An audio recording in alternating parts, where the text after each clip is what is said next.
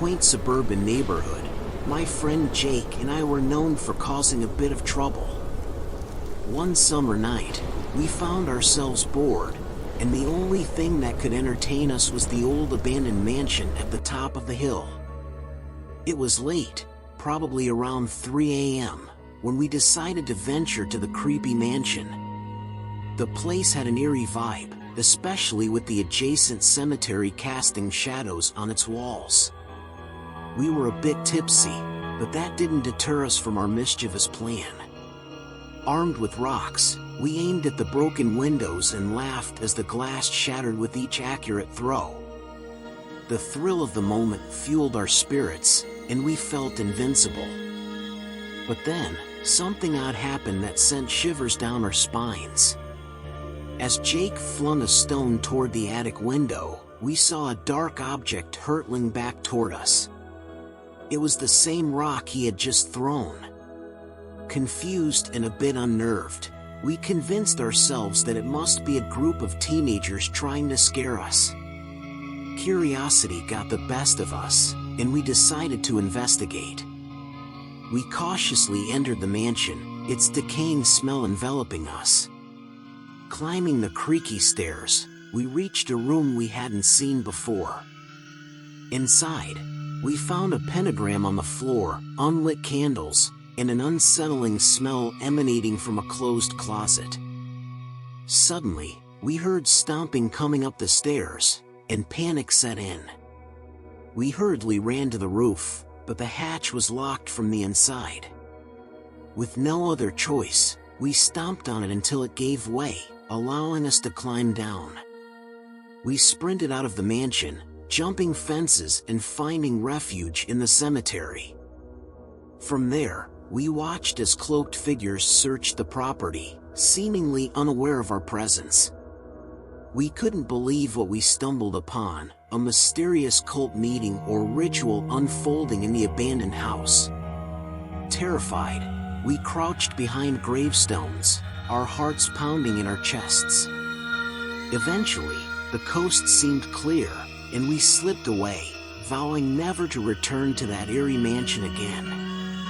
The experience left us with more questions than answers. What kind of cult was that?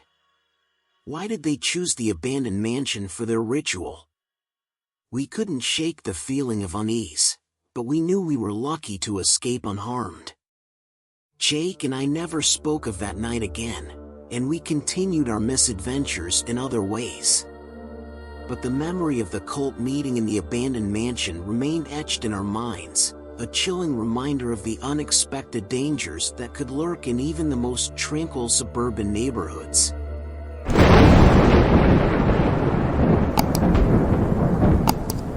I sat on the couch, recounting the chilling events of that summer night so many years ago. As I spoke, memories resurfaced, and the fear I felt as a 12-year-old boy came rushing back. Being the only boy in the house, I had the largest room downstairs. It was my sanctuary, my refuge from the chaos of having two younger sisters. But that all changed when I started experiencing unexplained disturbances at night. Waking up in the middle of the night, feeling uneasy, and struggling to fall back asleep became a regular occurrence. One night, as I filled up my glass of water in the bathroom, I heard a faint noise coming from my room. Something felt off, but I couldn't quite put my finger on it. Deciding to retreat to the living room and sleep on the couch, I tried to shake off the eerie feeling. Yet, my troubles didn't end there. On another night, I woke up to noises in the kitchen. Someone was rummaging through the fridge, and I could hear their footsteps moving away. Fearfully, I stayed on the couch, too drowsy to investigate further. My mom's complaint about a strange smell in my room also bothered me. I hadn't noticed anything, but now I wished I had taken her concern more seriously. Little did I know that these seemingly unrelated incidents were leading up to a terrifying encounter. The night with the air conditioning on turned out to be the night of the unexpected climax. Once again, I woke up to an odd sound, this time resembling breathing. As I investigated, I mustered the courage to look under my bed, and that's when my world turned into a nightmare. A large, dirty-looking man lay under my bed, eyes closed but breathing heavily. Panic surged through my veins as I screamed for my parents. My dad, strong and protective, quickly forced the intruder out while my mom called the police. We never knew how long he had been there, hiding beneath my bed, emerging to go through our fridge, and disturbing my sleep. The thought of someone lurking under my bed, unbeknownst to me, haunted my thoughts for years to come. My dad's response was swift, installing security cameras throughout the house to ensure our safety. We discarded anything that had been opened in the fridge, terrified of what he might have contaminated. Though the intruder was apprehended, the mental scars remained. I found it difficult to sleep in my own room, let alone the house. The fear of someone hiding under my bed persisted, robbing me of my sense of security. As the years passed, I learned to cope with the trauma, but the memory of that night never truly faded. The experience taught me the value of vigilance and security, as well as the importance of trusting my instincts. Looking back now, I can still feel the fear and vulnerability I felt that night. Yet, it also reminds me of the strength I gained in overcoming that terrifying encounter. And although my childhood sanctuary was shattered, I learned that home is not just a place, it's the love and protection of family that truly make a house a home.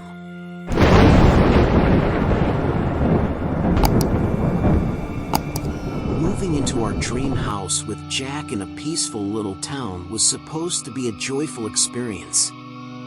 We were filled with excitement as we unpacked and furnished our cozy abode, imagining the wonderful memories we would create together. Meeting our friendly neighbors, an older couple in their late 60s, seemed promising and added to the warm welcome we received. Little did we know that a chilling nightmare lurked just a few doors away. One evening, while Jack was cooking pasta in the kitchen, I browsed online for area rugs. Feeling a bit stuffy, I decided to slide open the back door for some fresh air. But as I peered into the backyard, my heart sank. There was a man sitting in one of the chairs, hunched over with his head down. Fear consumed me, and I whispered to Jack, urging him not to scream, "There's a man in the yard." He joined me at the window, and we both watched him, wondering what he was doing there. He seemed unaware of our presence and just sat silently, as if he knew we were inside the house. It was unnerving, like he was waiting for the perfect moment to reveal himself. Summoning all our courage, I suggested that Jack confront him and ask him to leave. Jack seemed hesitant, possibly intimidated by the man's appearance. Despite our fear, Jack knocked on the glass and yelled, "Hey, you need to get off our property." The man turned around, revealing a long gray beard and tattoos down his wrists. His unsettling half-smile sent shivers down my spine. His reaction was disturbing. He started saying vile, obscene things about me. My heart pounded in my chest, and I knew we had to call the police. Jack dialed 911, keeping the phone pressed to the glass so the operator could hear the man's disturbing rants. The man continued to taunt us, and the operator assured Jack that help was on the way. When the police arrived, the man vanished into the night. They searched the backyard, took a report, and promised to keep an eye out for him. But the nightmare was far from over. Later that night, while watching TV in the living room, we heard faint sounds from the yard. We were on edge, and I thought I heard him again. Jack went to the window and cautiously peeked outside. To our horror, the man was there, holding a cigarette, and talking to himself or perhaps trying to get our attention. He noticed Jack and turned aggressive. He began pounding on the window, shouting more threats and vile words. I was terrified, and Jack told me to go upstairs while he called the police once again. The man persisted, trying to open the back door and get inside the house. The police arrived swiftly this time, but he disappeared before they could catch him. We learned that this man had a violent history and was known for his erratic behavior. The knowledge that such a dangerous person was living so close to us was deeply unsettling. We filed a police report, but without concrete evidence, we couldn't press charges. In the days that followed, fear consumed me, and I couldn't shake the feeling of vulnerability. We took extra precautions, installing security measures and staying vigilant. While the scars of that terrifying encounter remained, Jack and I were determined to reclaim our sense of security and build a brighter future together, free from such frightening encounters.